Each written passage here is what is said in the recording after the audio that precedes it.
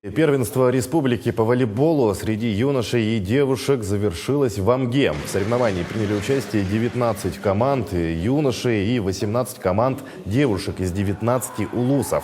Соревнования прошли на 6 площадках по 4 группам.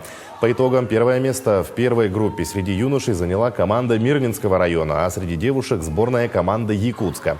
Во второй группе первыми среди юношей стала команда Чурапчинского улуса, среди девушек команда Оленёкского района. В третьей группе первые места заняли команды Усть-Майского района, а в четвертой группе среди юношей победу одержала команда Оленёкского района, а среди девушек – Момского района.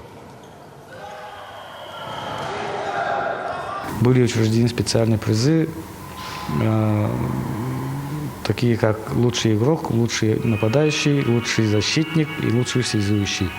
Всего у нас было награждено 32 участника по номинации. Организация соревнований на должном уровне.